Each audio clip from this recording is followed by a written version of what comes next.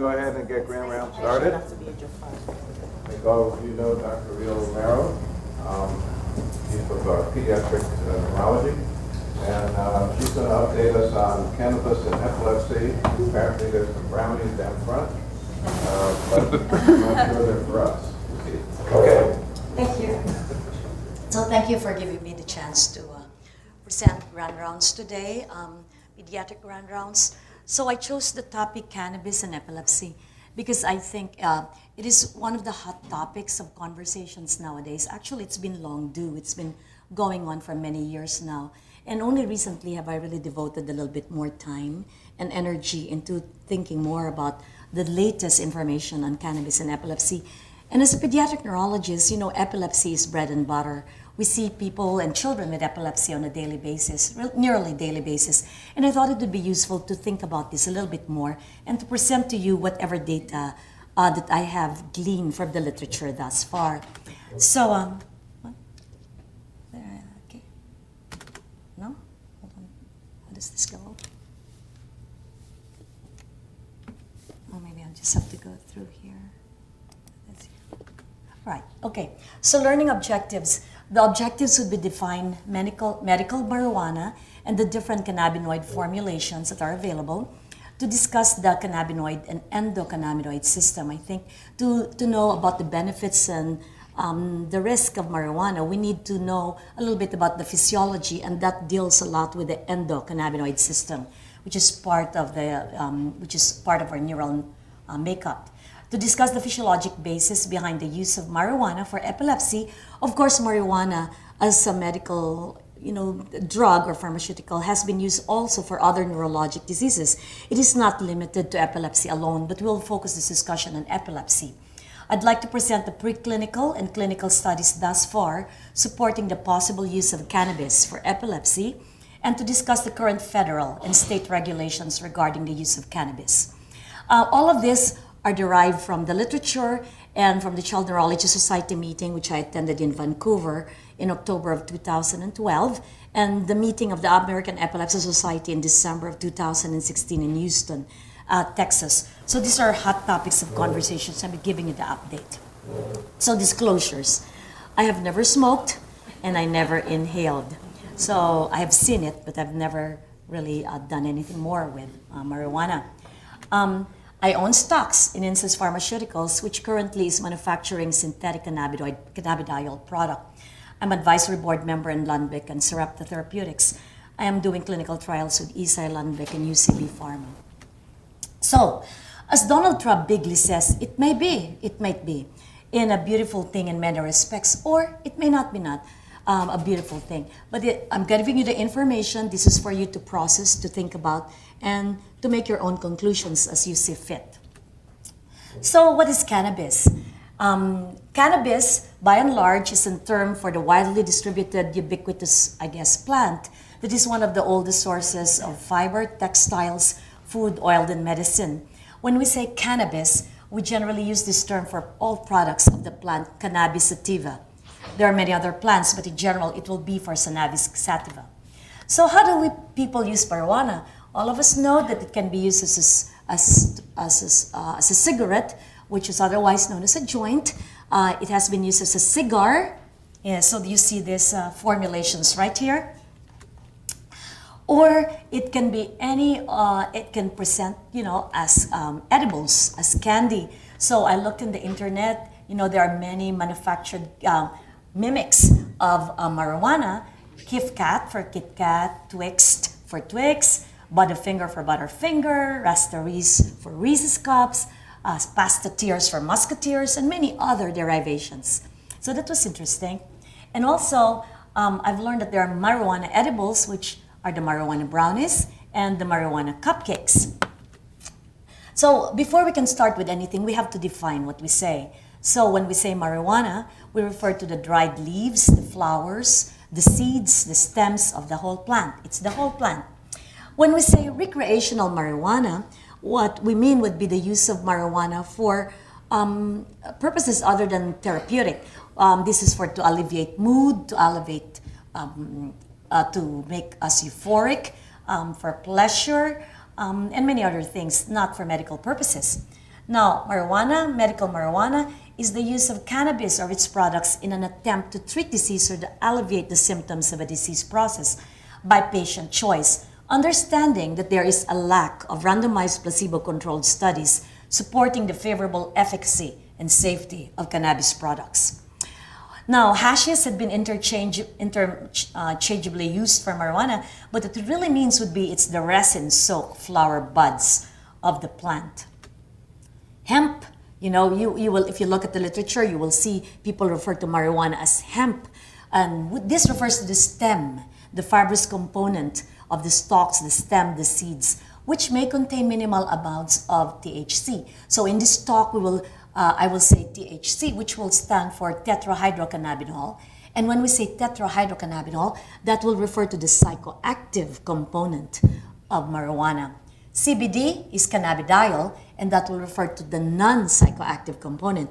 And cannabidiol, or CBD, is what is used now in many studies looking at the anticonvulsant properties of marijuana.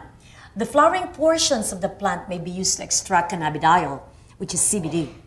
Cannabis oil is concentrated cannabis extract. It can contain very high concentrations of tetrahydrocannabidiol, thereby it is very psychoactive. Cannabis resin refers to the semi-solid extractions of whole cannabis. By the way, I put in there some handouts. There are about 25 handouts, and it contains all these different terminologies. Now, cannabinoids, what do we mean by cannabinoids? We're all, also almost sound similar. But when you say cannabinoids, we refer to the major fatty, the lipophilic constituents of the cannabis plant. And cannabinoids can either be exogenous or it could be endogenous. When we say endogenous, it will refer to our own intrinsic endocannabinoid system. We produce endocannabinoids or compounds or chemicals produced by our own body to target cannabinoid receptors in our brain. Phytocannabinoids, of course, are exogenous. They are plant-derived compounds mimicking these endocannabinoids that we have that also target the cannabinoid receptors in our brain. And now, pharmaceutical industries are manufacturing synthetic cannabinoids that are produced in the laboratory to mimic functionally and structurally both endocannabinoids and phytocannabinoids. Make sense so far? Okay. So, we just said there are phytocannabinoids. In the marijuana plant or the cannabis plant, there are more than 100 naturally occurring compounds. And there's many different, phytocannabinoids. We'll only focus on this, actually, two, which will be THC, which is delta-9 tetrahydrocannabinol, which is a very potent CB1 agonist. CB1 refers to the receptor, the cannabinoid receptor 1, type 1 receptor. And also we will concentrate on cannabidiol, CBD, which has a low affinity for CB1 and CB2. Thereby, it is not psychoactive. THC, being an agonist, is psychoactive. There are other things which we will not really touch upon, but it would suffice to know that delta-1 tetrahydrocannabinolic acid is a precursor of THC and may also be potentially psychoactive. Tetrahydrocannabidiol is structurally similar to THC. It's a CB1 antagonist, really, but it's structurally similar to to THC. And CBDV is cannabidiol, which is a variant of cannabidiol, and it is also being studied to a certain degree for its anticonvulsant effects. Okay, so now we'll concentrate on these two, like I said. So what are the cannabis plants? There are two main subspecies. The Cannabis indica, you are all familiar with this, I think, and the Cannabis sativa. So there's another one, it's called Cannabis ruderalis. Now, how do you distinguish them? So when you see a plant, sativa is really taller, less bushy compared to the indica. The leaves are narrower, the stems are more broadly spaced apart. The color is a little bit more spring green rather than the deep olive that you see here in Cannabis indica, where the leaves are much broader and the stems are more closely put together. And the ruderalis is really like a hybrid of the sativa and indica, but in for the purposes of this talk, it's really more sativa than indica or ruderalis. Also, Cannabis sativa is the oldest known species used by humans.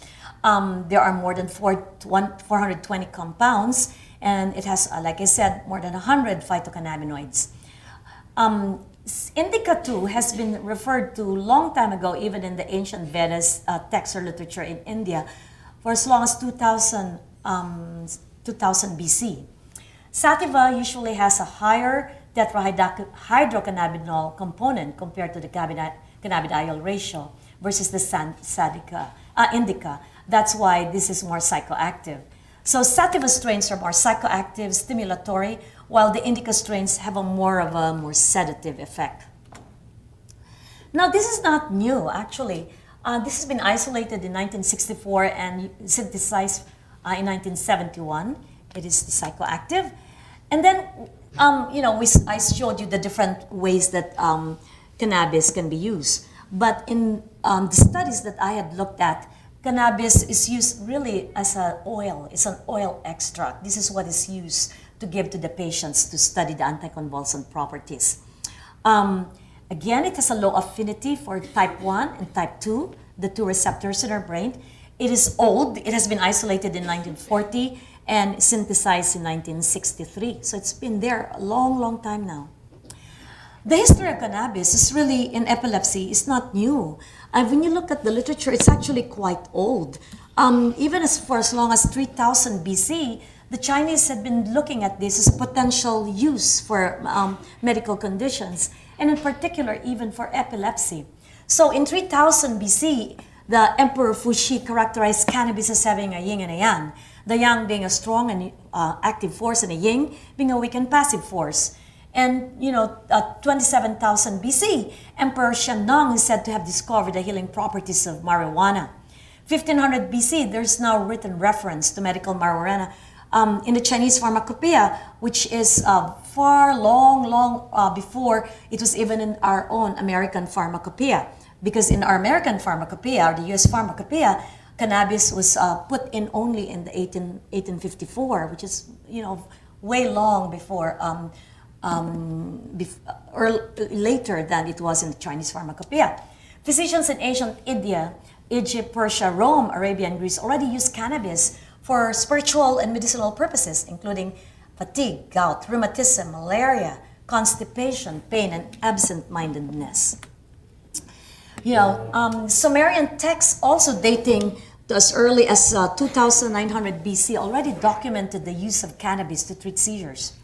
Now, fast forward, a British physician, William O'Shaughnessy, reported cannabis in 1839 as a treatment for epilepsy, saying that it is an alleviation of pain and a remarkable increase in appetite in all, unequivocal aphrodisiac, and a great mental cheerfulness. And later on, about 50 years later, J.R. Reynolds and W. Gowers, we know Gowers is famous for the Gowers sign in Duchenne's muscular dystrophy, noted the benefits of cannabis for epilepsy. In particular, W. Gowers, Gowers sign in Duchenne's muscular dystrophy, reported a man who previously failed bromides. Bromides are the very first anticonvulsants, really. I mean, if you consider cannabis as the first one, bromides might be the second.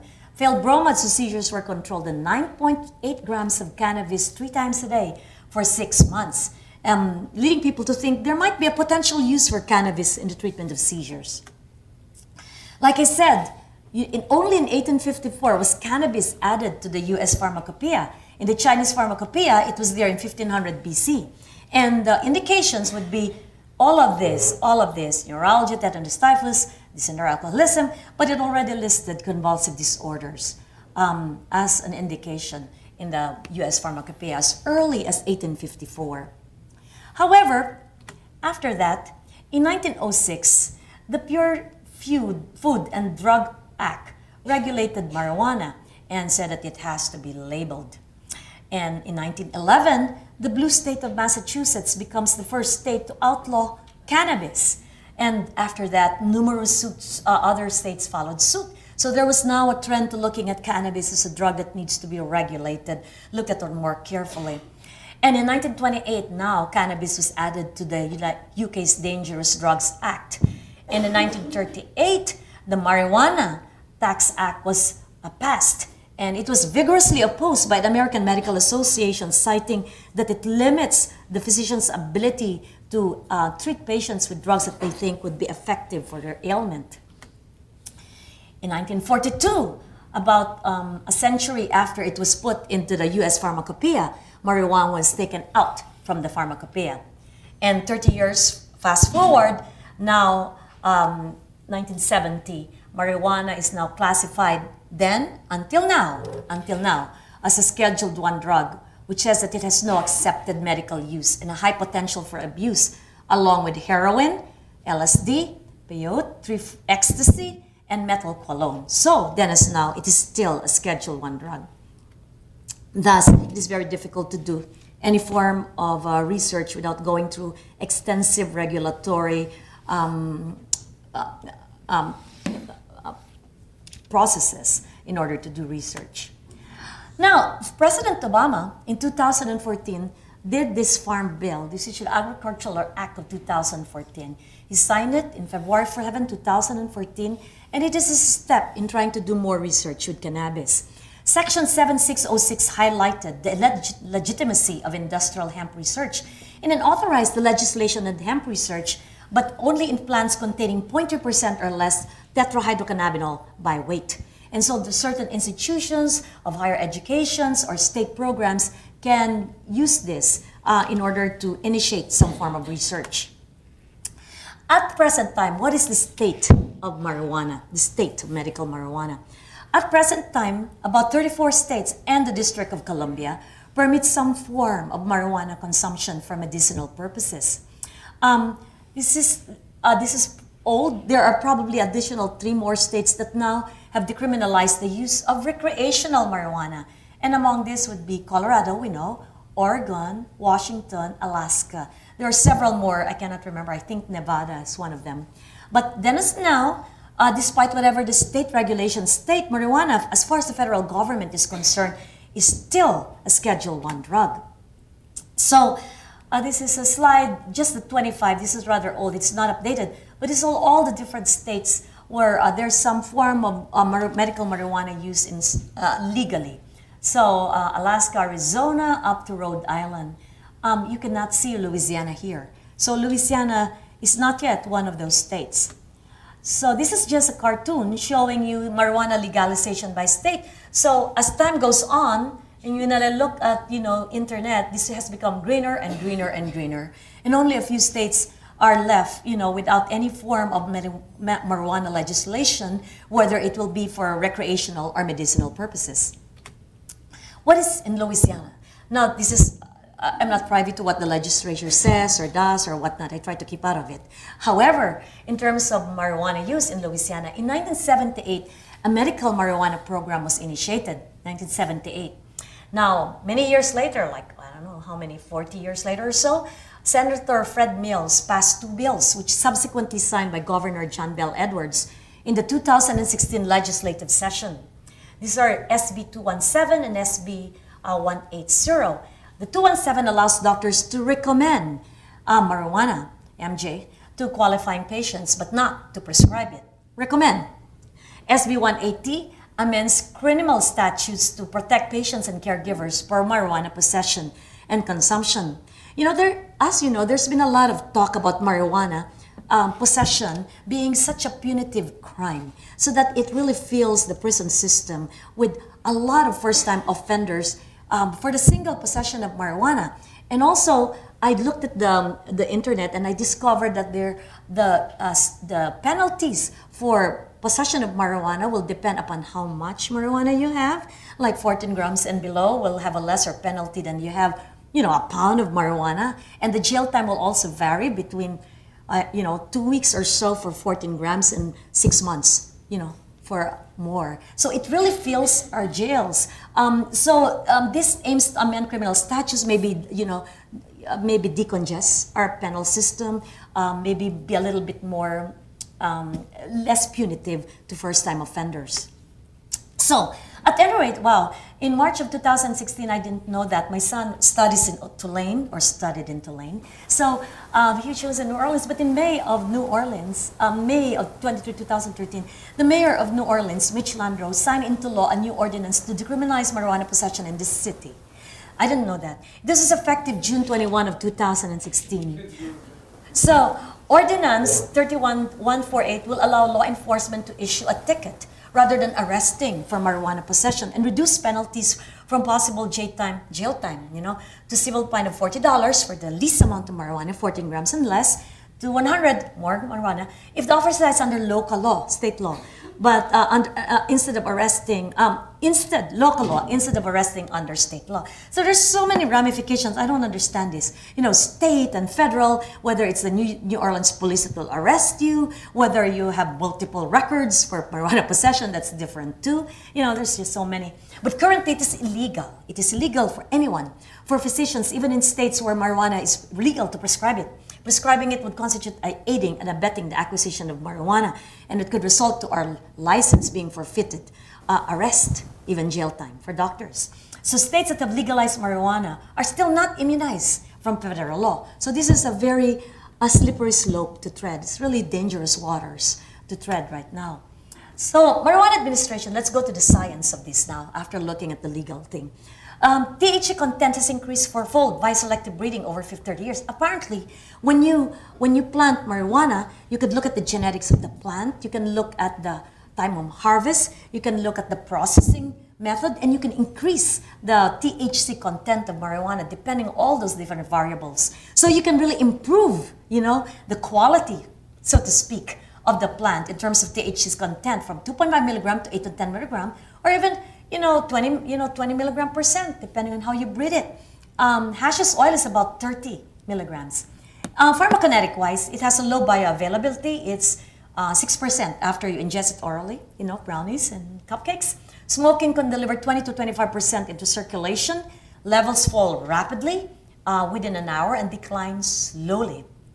It's redistributed in blood, in brain, muscle, and fat. It has long-term storage in fat. So they, when they check, I think, I looked at one paper before, they look at the nails to look for marijuana content, custody disputes and all that. They will look at marijuana content of the other spouse, by looking at nails and hair or whatnot. Highly bound to plasma proteins. Anyway, this is like a cartoon just showing the THC metabolism. It's excreted, unchanged, it can be unchanged in the feces. Half-life is 1 to 4 days. It may take 5 weeks to completely eliminate from the body. If you're a chronic user, you may have detectable levels up to 80 days. So, one thing too is that THC, this is really in the liver, metabolized in the liver, right? And the enzymes are CYP2C9 and CYP348. These are important to remember because these enzymes are also enzymes that metabolize other anti-epileptic drugs and may affect, the effect of cannabis. So like I said, cannabinoids can be exo or endogenous. So nothing about marijuana can be complete without looking at the physiology of the human body regarding the endocannabinoid system. This was discovered in the 1900s, and this was based on a concept called DSE or DSI. DSE stands for depolarization-induced suppression of excitation or inhibition, saying that there's a brief postsynaptic depolarization, and this can reduce neurotransmitter release from excitatory terminals in Purkinje cells in the cerebellum and inhibitory terminals on pyramidal neurons in the hippocampus.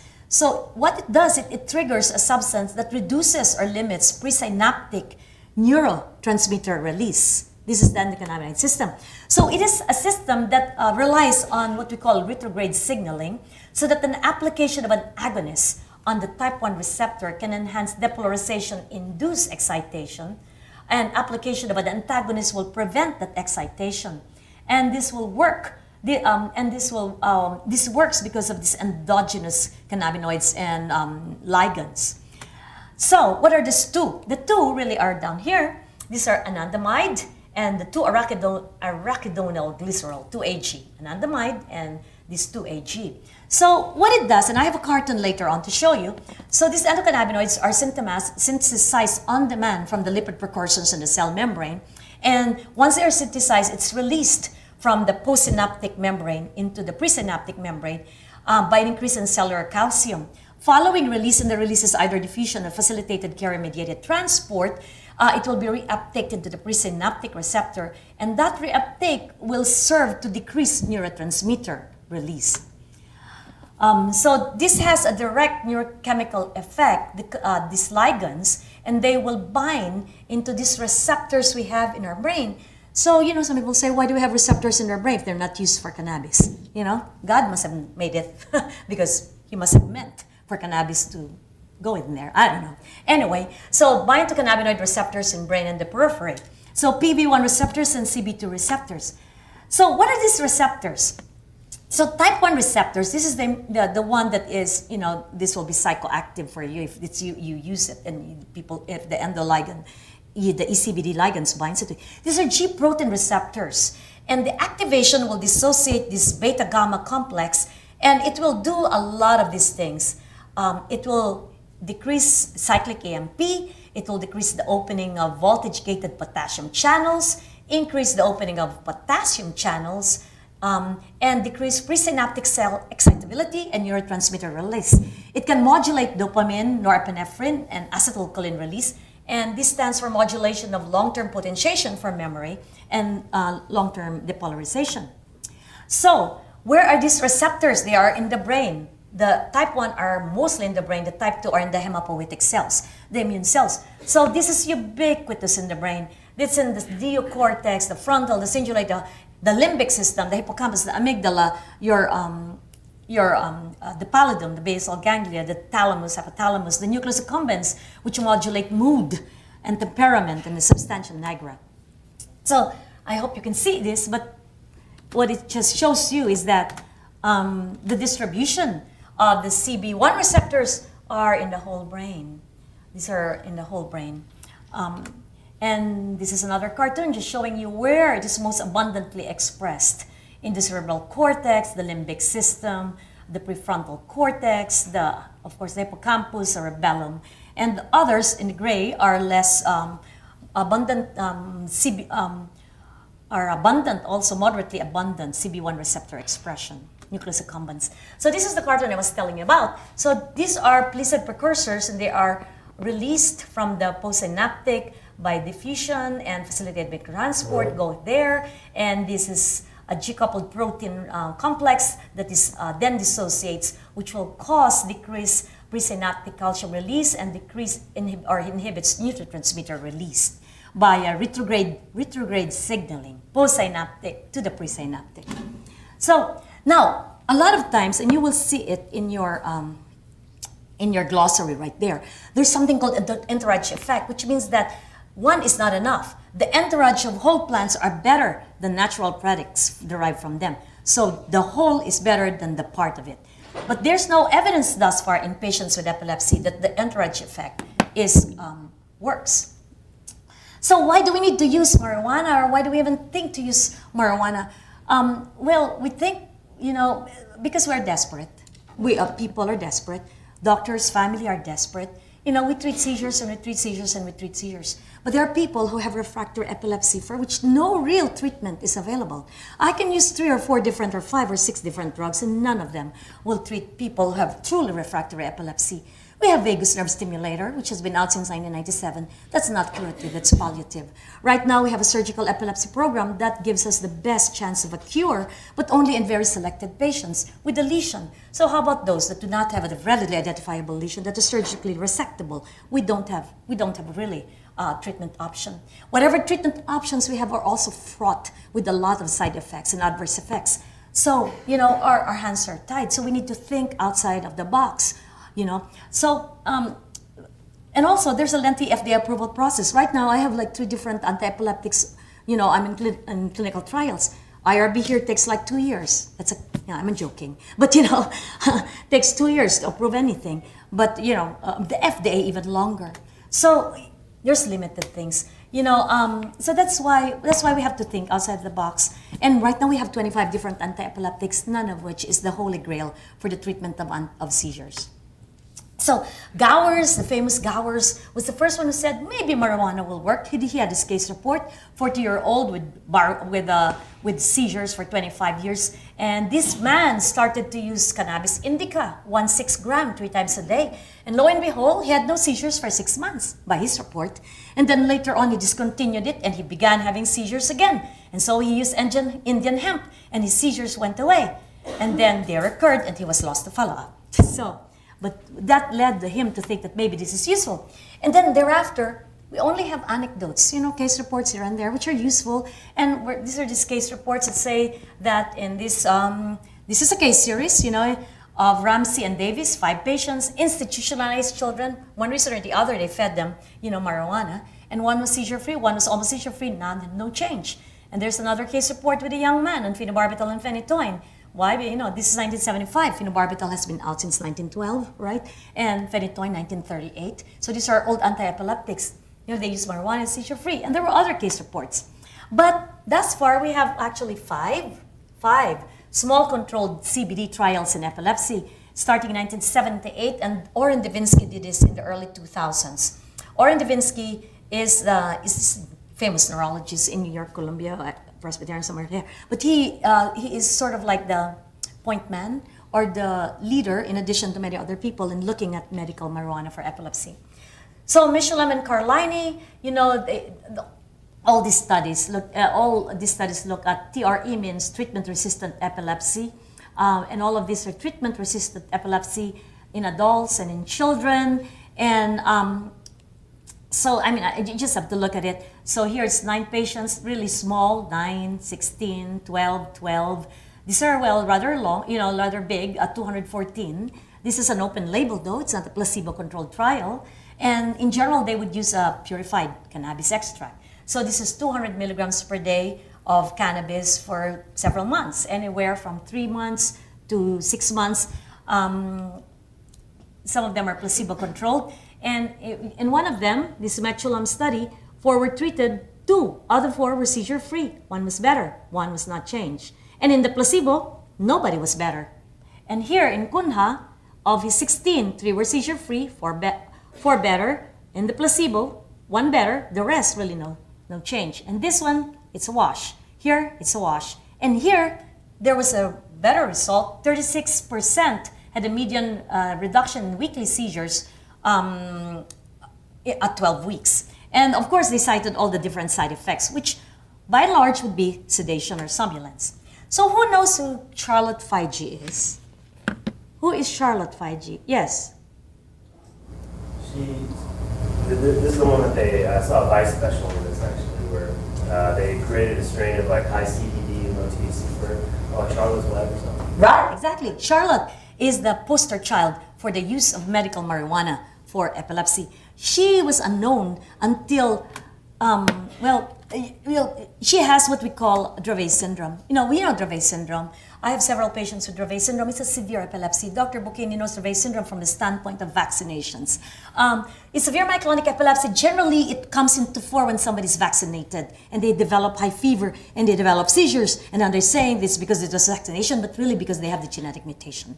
It's a sodium channel mutation. It's a severe epilepsy because once you have this, it's a downhill progression, difficult to control. They become encephalopathic, developmental delay.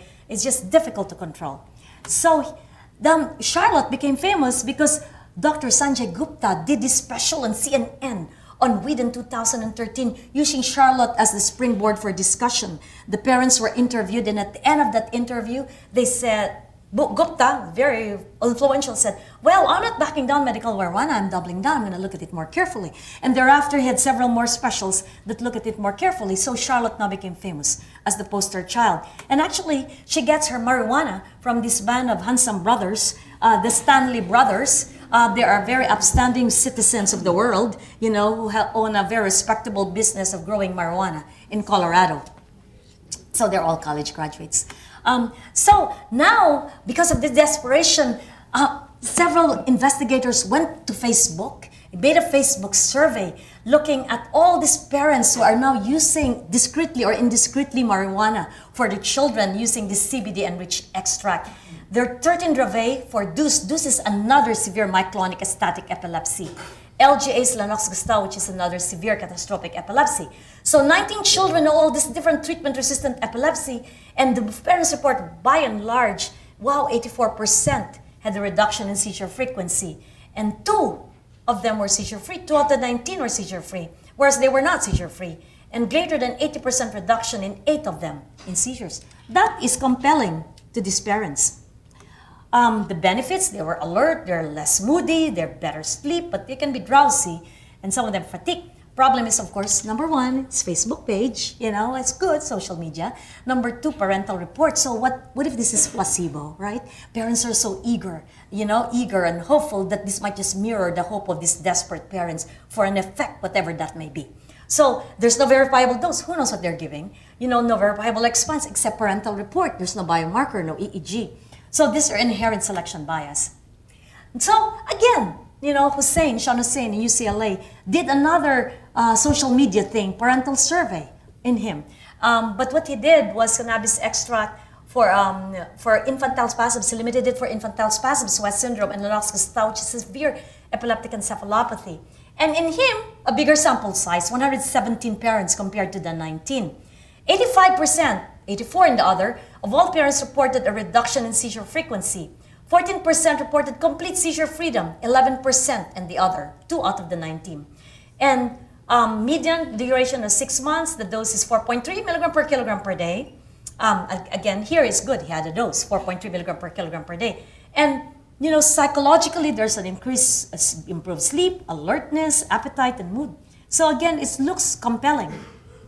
So because of this, several investigators, initially 5, now 11, came together and they put their brains together and petitioned the FDA, please give us this expanded access compassionate use outside of a clinical trial of cannabis for use in epilepsy. So this is a program, I wasn't aware of this, but a patient may seek individual access to investigational product for the diagnosis and treatment of a serious condition, in this case, epilepsy. So, there are 11 centers, I think, 11 multi-centers. It's a prospective observational study, 4-week baseline. Again, parents will give seizure diaries of all countable seizures. They receive, a highly purified plant-derived CBD. They call it, this is GW, actually, just to tell you, this is GW. That's a pharmaceutical-sponsored study. GW manufactured Epidiolex at doses anywhere from 2 to 25 milligram per kilogram per day. Again, it's good because now we don't have dose, right? 25 is not all over the place. And they check the patients every 2 weeks for 3 months. They monitor these anti-epileptic drug levels, liver function, CBC, periodically. And the results, 261 patients and 44 have Dravet, like Charlotte 5G, and Lennox-Gastaut, 40 patients. And the overall seizure reduction, 45% in all patients compared to 84 and 81% in the previous studies. And the most robust response is in Dravet, 62 and 71 of atonic seizures in Lennox-Gastaut. So again, that's kind of compelling. And 24 out of the 117 had seizure freedom, 9% at 3 months. And 6 patients of the Dravet have seizure freedom. 6 patients, 13, that's unheard of. I have 3 Dravet in my practice, 4 now, and they're all severe, and but they respond to Dravet, that's compelling. But they're thinking maybe some of these have clobazam on board. Now, there was a study that clobazam is going to be used for Dravet as well, but they had to scrap it because there's not a lot of Dravet. They couldn't get patients. Clobazam, together with the cannabidiol, seems to have a greater response, but that it might be synergistic. Because whatever enzymes metabolize cannabis also decrease the metabolism cannabis is metabolized by these 2 enzymes, CBY34A and CBY29. And apparently these enzymes can be inhibited, by when combined with clobazam, and clobazam is not less metabolized. It's now less metabolized, so it has higher levels. So it's maybe synergistic. Again, there were some side effects, but again, 74% with several patients seizure-free, 6 of Dravet and 24 seizure-free was a good outcome. Serious side effects there were 7 deaths. So there's some serious side effects. And 16 patients have side effects related to liver functions and diarrhea and somnolence. So there may be, but this may be compelling. It's promising, it's well tolerated out to 20, and we need more trials for Dravet and Lennox-Gastaut. And so they did a Dravet trial. GW spin it off for a Dravet trial because they said, oh, Dravet patients, they're looking good. That's why we went into the clobazam study because they took all our Dravet patients. So in the Epidiolex. So 120 patients, they used 20 milligram per kilogram for placebo, and 14 weeks baseline, 14 weeks treatment, a little bit longer. And endpoint is the change in seizure frequency. 39% reduction in Epidiolex and 13% in placebo, seen during the first month of treatment and sustained. In Dravet, 39%. So it's good. Again, it's well tolerated, moderate side effects. Some had a few serious side effects. So they spin it off again. Now we are in the Lennox-Gastaut study. Before it was Dravet, and now it's Lennox-Gastaut. 2 to 25, 55 years, not just kids, some young adults and older adults. And there are two arms. One is placebo, one is Epidiolex, the same dose, 86, 85. So about 170 patients. The mean baseline seizure frequency drop was 44% compared with a reduction of 22% in those receiving placebo in the Lennox-Gastaut. 39 in Dravet, 44 in Lennox-Gastaut. And safety profile was still good compared to the open label study with no adverse effects related to the medication. Now, this is separate. This is separate from GW funded study. This is another Lennox-Gastaut double-blind study where the average age of the patients was 16 years, again 20 milligram per kilogram cannabidiol group, with a median drop in seizure frequency of 42% here compared to the 44% in the other, and 17% in the placebo group. The higher the dose, actually, the better the response, 42% versus 37%. And the effect emerged within the first month. So placebo and the treatment arm trial separated by first month and was sustained during the 14 weeks, of the treatment period. And the adverse effect profile was similar. So Dravet and Lennox-Gastaut. Now we're also doing tuberous sclerosis studies where there's a phase 3 trial of Epidiolex versus placebo in 200 patients with tuberous sclerosis. You know what tuberous sclerosis is, right? This is a neurocutaneous disorder where they have terrible seizures, tumors in the brain, heart problems, renal problems. So it is adjunctive epileptic therapy. And the primary endpoint would be focal motor seizures without impairment of consciousness or awareness and generalized convulsive seizures. But of course, the primary measure would be a percentage change in baseline seizure frequency. So that's ongoing right now. The data is still pending, but I think the trend is towards efficacy as well. Now we're doing Epidiolex. Now there are plans to doing a feasibility study for the treatment of infantile spasms in addition to Dravet, Lennox-Gastaut, and the pilot trial schedule is for this year. And there will be a larger multi-center study that is to follow. Now Israelis, in Europe, they're a little bit, I don't know what the regulatory things are in Europe, but they're probably a little bit less stringent than here. But they had studied this as an oil retrospectively in 74 children already, using a dose of 1 to 20 milligram per kilogram per day, again in drug-resistant epilepsy. And again, it's a parental report. It's a sheer frequency. It's a retrospective study. So in this Israeli study, 89%, a little bit, I don't know if it's inflated, but 89% reported the reduction in seizure frequency, and about 20% reported 75 to 100% reduction. So very nice. But 34% reported a 50 to 75 reduction. If you have 10 seizures a day, that can mean something, that can be meaningful. That can be a meaningful reduction in seizure frequency, 75% reduction. So they were also observed improvement in behavior and alertness, and the safety profile in terms of adverse reactions also included, as in other studies, somnolence, fatigue, diarrhea, and irritability. So we go to synthetic cannabidiol. So having looked at all the studies, there seems to be some compelling, promising treatment for cannabis in the treatment of epilepsy. INSYS and GW, there are two pharmaceuticals. Both of them are competing with each other to go ahead and do all these phase 1 and phase 2 trials in epilepsy. There are plans for further trials in the Lennox-Gastaut as in infantile spasms. UCLA, because they're very liberal in California, they're pioneering, infantile spasm study and also trying to study the effect on withdrawal from cocaine dependency for synthetic cannabidiol. There's a new drug application now. Again, for all of these trials, for infantile spasms, this is the new drug application will include the Dravet studies for Epidiolex, the 2 ones, and also some data from the phase 2 Lennox-Gastaut trial, and this is on track for submission by GW Pharma in first half of 2017. So the hope is for simultaneous decision on both indications.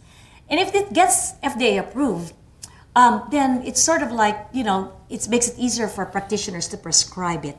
Although federal regulation will have to be looked at more carefully in order to protect the caregivers and the prescribers. So the other potential uses, aside from epilepsy, anxiety, psychosis, schizophrenia, addiction, and also uses for neonatal HIV. for Dr. Koo. There are some studies looking at cannabidiol. You may be giving marijuana to little babies. So that's a potential use. So what if cannabidiol was approved by the FDA? I think it will only be for Dravet and LGS because the data is only compelling and robust for them, not for the run-of-the-mill treatment-resistant epilepsy. So if FDA approved, well, no law will be needed. No law needed change. For the use, we will have protection, and then it will then be available for prescription in all states. Will probably not be a Schedule I medication any longer. Will be regulated. And of course, it has to be regulated, consistent, and there will be truth in labeling. Why is that? Because, artisanal preparations are available now. Who knows what they have? They're all over the place. What if they have zero CBD? Or what they have 100,000% increase in the CBD? There's so many different population, things now available. And we have to regulate it. There's a study that looked at, there are 3 doctors that went to California and 3 different pharmaceuticals for medical marijuana. And when they look at what the marijuana they were selling, the content was different. And also contaminants in terms of fungi, E. coli, anaerobic bacteria, everything solvents are also different. So this is the American Academy of Neurology review of the efficacy of medical marijuana. It has also implications for the use in MS, Parkinson's, dystonia. What's our summary? The summary is this. Our data thus far for methodological limited, it's limited because it's Facebook, parental survey, a little bit of randomized controlled trials, CBD and parental reports suggest that they may have valuable potential use anti-seizure properties. And the benefit ratio may be favorable, up to 20 milligram per kilogram per dose. That's what we have. Okay, but we need larger randomized placebo-controlled clinical trials for the use of medical marijuana in epilepsy. Certainly, that's why we have all these trials still ongoing, also infantile spasms. So what are the aims, our future aims? We still need to know a lot. There's still a lot to know. The more you know you don't know, correct? So the more you know, you just open a Pandora's box. So we need basic information about the quality. Like I said, contamination is a problem. We don't even know the shelf life. How long will it last? Should it be refrigerated? Should it be room temperature? Drug-drug interactions. There's data now suggesting that it can interact with steroids, aspirin, warfarin, SSRIs, tricyclic antidepressants. So we need to know what the drug-drug interaction, especially interactions with anti-seizure medications, because these people will be on other anti-seizure medications as well, adjunctive to the marijuana itself. Also, there's no marker. We need to have a marker of some sort. I can just say, I think you're seizure-free now. We need to have some marker. What is our marker? Can EEG be our marker? That's a little bit tenuous because EEG, it's not subjective. There's a way to quantify it, but it may not normalize. Or what is normalization? What is pseudo-normalization? What is better? What is improved? What is 80% improved? I don't know. Is the number of spikes an improvement? 80 to 90? I don't know. So what's the marker? Testing in other disease states outside of epilepsy, that's maybe interesting. We need to do more work on the real mechanism of actions. And we don't know. What's the potential negative effects on the developing brain? If you give it for neonatal hypoxic encephalopathy or for a child who's 6 months old with infantile spasms, what is the potential effect on the myelination of the brain? Or the sprouting of the neurons? Or the synaptic plasticity of the brain? I don't know. So we need more work on long-term effects even for older people, older children with sustained and prolonged use. Is there a difference between marijuana being taken for 2 years versus for 20 years? There are some studies that say that it may have an effect. We need to re-examine rescheduling of cannabis. When we examine the rescheduling of cannabis, but it will follow, of course, that we need to look at legal restructuring. Present laws will need to be re-examined because we don't want to be put in jail. Because we recommend or prescribe. The patients I have with Dravet syndrome, I tell them, look at clinicaltrials.gov. Look at it, because there might be some studies that you might be interested in looking at. I don't tell them use cannabinoid. Look at clinicaltrials.gov. There may be trials that might be important, for you to know. We need more information on optimal dosing. I don't know the dose. All these drugs, 2 milligram to 20 milligram per kilo per day. That's a wide range. If we know the dose, should we do levels? Like we do for dilantin levels, phenobarbital level, tegretol level. Should we do levels? Are they useful? And what does it mean? You know, what is the correlate with the level with impairment or the dose with impairment? You know, I don't know that. Could it be synergistic with ketogenic diet? That's one thing to look at with other dietary therapies. How does it, there's so many questions for cannabis and epilepsy. So when I went to the Child Neurology Society meeting in Vancouver, across my hotel, the Regis Hotel, is this little pharmacy, and I didn't pay attention to it because I was busy hurrying to my symposia to listen. And my last day, I had a lot of time. I ate dinner in a restaurant across the street, and I said, wow, what is this green room? I was so interested. And so I went across the street. Oh, behold, it is a marijuana pharmacy. So I went there, and I talked to a very nice fellow. We had a nice long chat, and I looked, oh, it's nice. This is the nearest I've been to a real marijuana dispensary. So, and I looked at all these shatters. They call it shatters, purple shatter, gold shatter, all these shatters. That's so interesting. And then, I look at all these little tablets. They sell all these tablets. They have all sorts of tinctures and oils and different oils, tinctures, higher THC content, all sorts. And it's like really expensive. You know, they're like $8 for a tablet or something. I didn't buy any because I cannot even transport them off the border because it's in Canada. You know, I'll be jailed. You know, just as long, I transferred to, Washington State, right? So tinctures and oils. And so, but I had a good time talking and chatting. So I had a good time in Canada visiting the green room and learning all about cannabis and epilepsy. Questions? Any questions? Yes, Dr. Pramani. Fascinating. I came to this because I thought it is being used in a number of medical conditions. I thought glaucoma was the most common. This data you showed from the GW and the other studies, well, what struck me, the two things that struck me there was it was an abstract in 2015. And I had seen it. I have problems when an abstract has not been published for several years. That is either somebody's lazy or there is problem with the data. Yeah, actually, this is in a peer-reviewed good journal. You said it was presented in the American Epilepsy Society. The other thing that struck me was all your slides at the top. I was counting, there were 7 rows that says reported, as you yourself alluded to. That doesn't mean anything. That means somebody is reporting that my seizures got better. Yeah. So anyway, getting back to my point, why don't they do a good randomized study on a specific disease, like you said? They're doing Dravet it. syndrome, where you have definitive criteria, randomized, you can calculate the power, and you are talking about adverse effects, as you know, in large quantities. You cannot do adverse effects unless you do stage 4 studies. Post-marketing. Post-marketing studies, because a lot of major side effects have come out after a drug was approved.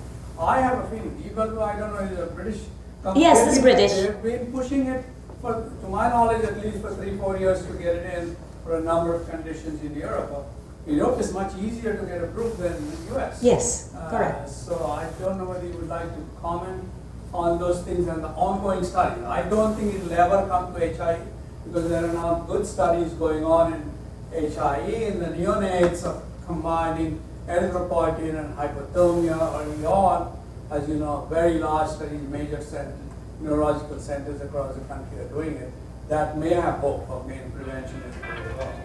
Actually, these abstracts are really published already. You know, they're just gathering more data. These are old, actually. There's more recent data that I did not include here, and some of them are already published in the literature. The Epidiolex studies on Dravet, Infantile, and Lennox-Gastaut, they're already published in the literature. And I just didn't put it, everything is up to date, but they're already published. And of course, and these are some of them are randomized, right? Placebo-controlled. Some of them are Dravet syndrome, LGS with placebos, right? They're small populations. They're not like 300, 500. They're small populations, but there is data that's randomized, placebo-controlled on Dravet and LGS already. It is approved for use in Dravet? No, it's not used for. It's not approved. It is studied. It's a clinical trial. It is not yet approved. There is now a new drug application for GW Pharma starting early part of this year, And looking at the data from the Dravet and the Lennox-Gastaut study, using that as a springboard for the approval process for GW Palma. Or to do a good studies. If you have a published study, you can use that as a springboard to calculate your power and alpha beta error and design with specific criteria and absolute double blind. Oh, they're doing it. They're doing it. Yeah, there's a lot more doing it. Insys Pharmaceuticals doing it. Independent other people in different centers are doing it. So this is just the tip of the iceberg, really. Yeah, so if the company is just about ready to submit to the FDA, we said in July of this year. NDA, yeah. So what that means is they've completed the placebo-controlled trials for those two indications, Dravet and... Right, exactly. For Dravet and Lennox-Gastaut. So if the file's accepted by the FDA, that means they feel there's enough data for them to evaluate it for possible licensure. And if this is considered to be a breakthrough therapy because of the dramatic changes with Dravet, then they might get an expedited review, and this could be licensed if it's all good within a year. Yeah, only for limited indication. Yeah. Limited And indication. then it would be those specific, Dravet and Lennox-Gastaut. but then it would be licensed. And if it's licensed and available, and depending on what schedule they pick, then it could be used by physician for other things. Yeah. So, but I think the point is really important that the placebo-controlled trials are what the FDA is going to use to make the decision about whether there's enough data on safety and efficacy to license a drug. And so, but then phase 4 trial is always important because the rarer side effects that might occur will not be found. Is there a drug for marijuana now that is the gold standard, or that is the standard? I want to use the word gold. What do you use for marijuana now? Myoclonic epilepsy or... Oh, depends. For Dravet, which is a severe myoclonic epilepsy, this is also a severe myoclonic static epilepsy. But for Dravet, we try to use clobazam, stiripentol, which is available in Europe, valproic acid, levetiracetam. Avoid sodium channel blockers because it is a sodium channel mutation. So avoid carbamazepine, oxcarbazepine, dilantin, drugs that work on the sodium channel. So wouldn't that be a third arm? Conjunctive. It could be adjunctive. Which is the current management versus a new therapy? I don't know. Well, but I think Dr. Romero could add to this, but I don't think there's been any therapy that has changed the fact that the child wakes up, is able to walk again, move around. No, this is not awakening. This is the only therapy that's been shown to do that. And so if the clinical trials against placebo show that, I think it'll be a breakthrough therapy. It could become a primary mode of management if that's the only drug that does that. So, thank you. So I have a question about the Facebook posts and things, the surveys that were done with these parents treating with marijuana for their children. We don't know the route of administration. Most of these people, if they're giving inhalation marijuana, are there studies on the number needed to treat to get those effects, to have decreased epilepsy versus the number needed to harm with children being exposed to smoke? And secondly, how available is the oil to the general population? Are they using these oils? Because all the studies are on concentrated extract. These parents, the one in the Facebook page, many of them are from Colorado, where marijuana is recreationally and medically approved. Right? So, or these parents moved to Colorado from other states, where marijuana is available. You go to any pharmacy, it's available there. There's a tincture and an oil, and they can use it. Anything, it's available there. The problem is, how do you know what content of the oil you're giving? You don't. Because these are artisanal, mom and pop shops all over the state. There's no regulation. Now, there is a way to calculate the content of the THC you're giving your child if you want to. For $100 to $200, there's a company called Work, and they will give you a printout, will tell you how much THC you have, how much CBD you have. Also, another printout that will say how much coliform bacteria there is, what fungi is there, aerobic bacteria there is, what kind of solvents are there, what is the vehicle, all of that. So you could do that. But these are all over the place. It's not regulated. You don't know. So these are parental reports. Like I said, the limitation of all those social media things is no verifiable dose, no verifiable mode of administration, no biomarker, no nothing but parental report. Subjective, a lot of placebo most likely. Another question? Okay, that'll be the last question because we're getting, yes. You. Was there any at the meeting you went to, any research or anything going on regarding the neuroprotective effects of like concussions and encephalopathy? No, no. Maybe that's an idea. We're not looking at that yet. Maybe we can look at that later. Yeah. All right, well, this has been Thank a you. really great update and potentially looks like a new potential therapy, so that's great. So thank you very much. Oh, keep on opening.